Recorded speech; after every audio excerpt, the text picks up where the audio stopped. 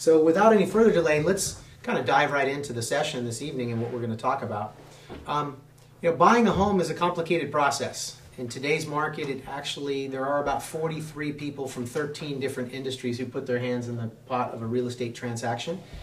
And every one of them has their own agenda. Each one of them needs to be paid for their services. And knowing what to look for and look out for is really key in helping you kind of save both time and money on your real estate transaction. And so as we dive into the 5 mistakes this evening, we thought we'd start the conversation, talk a little bit about the real estate market. What you're seeing here on your screen is actually an overview of the process. And Brian, you want to kind of share a little bit about this overall process? Yeah, Brett, I'd love to share about this. I invented this flow chart because I found early in my career that most of my clients were engineers and they loved flow charts. So I came up with this flow chart to really speak to the engineer about the entire process. And any good engineer knows that if you skip a step, usually you have a result that doesn't amount to what you want. So I've put this thing together in a several step format. And this is a brief overview, but certainly we believe that preparation is a key aspect of doing the home purchase correctly. And so here's a quick overview of the whole process. What's next? So mistake number 5, this is a big one.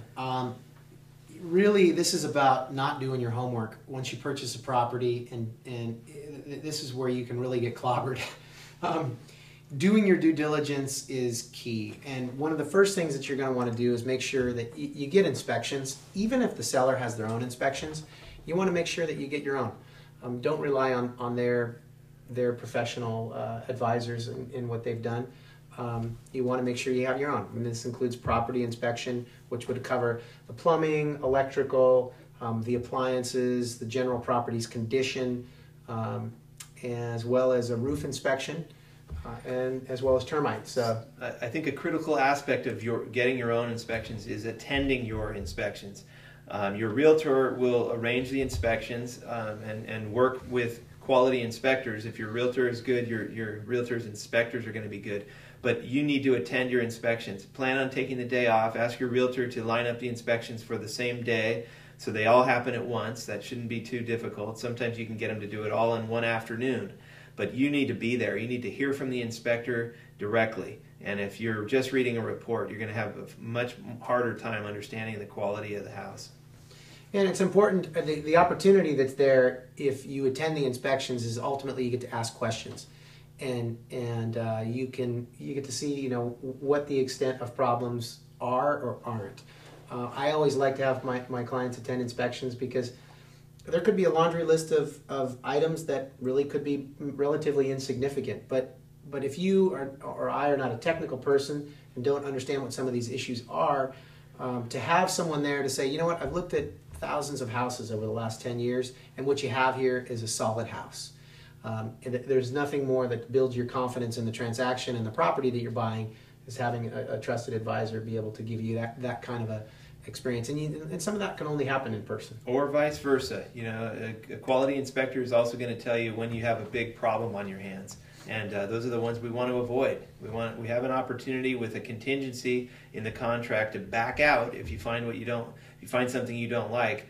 Attending your inspections, asking good questions, and listening to the inspector is going to allow you to potentially bail out if that makes the most sense. And we always write our contracts to allow you that opportunity. The next one here is do some door knocking. This is single-handedly the thing that people do not do, and they pay the price for it. You're about to buy into a neighborhood. It's time to go door knocking. Go knock on the neighbors' doors. You're going to live next to these people. Find out who they are. Ask them what they like about the neighborhood. Ask them if there's anything at all that they don't like about the neighborhood. Tell them that you're thinking about buying the house next door, or you're in escrow to buy the house next door. What do you think about the neighborhood? Ron Rossi, I'll call him a famous attorney here in San Jose, a syndicated columnist and a real estate attorney. I first heard this from him, the banana bread theory.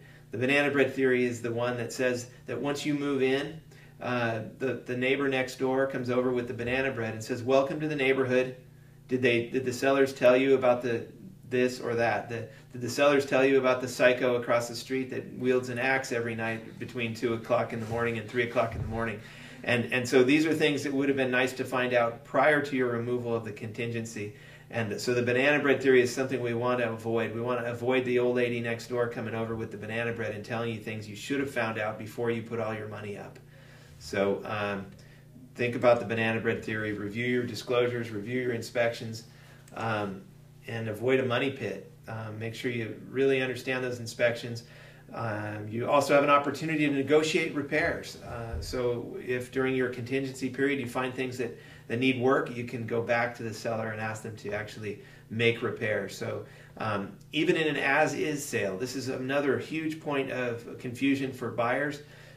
Even when you write an as-is offer, which is generally what you're going to be writing in today's marketplace, the seller wants an as-is offer, so you're probably going to write an as-is offer, but that doesn't mean you can't go back and ask for help in repairs and negotiate repairs. So that's a critical element too.